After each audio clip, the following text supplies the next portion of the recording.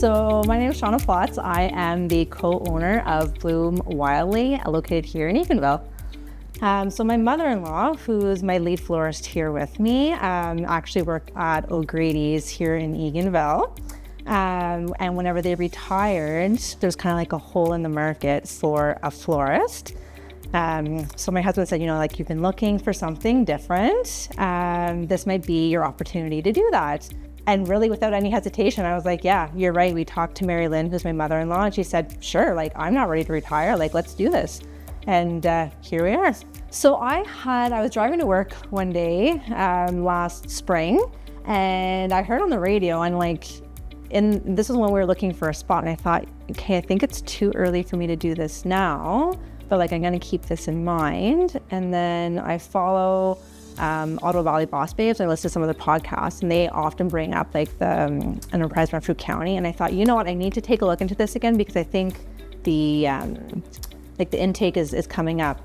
So that's kind of how I heard about it and followed up with them, and then, got into the program. So yeah, it worked out well.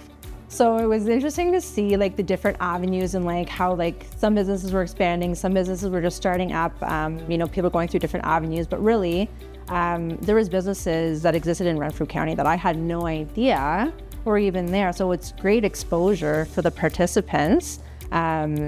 And just a wealth of knowledge that you get from the program. My sister's an accountant. She said, you should really write a business plan. I thought, I don't even know where to start with this. I know nothing about it. It was just this overwhelming task.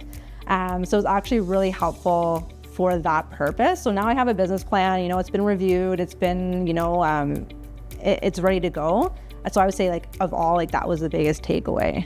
I think what's unique here, and I don't think I wanted to just open up shop anywhere. I wanted to make sure it was Eganville, just because, my husband grew up here. We know people here, and being able to interact in business with, members of your community, people that people that you're friends with, that you coach their kids' soccer, has a whole completely different element to it than just opening and dealing with strangers. I mean, you get to know them eventually, but it's definitely a different dynamic for sure.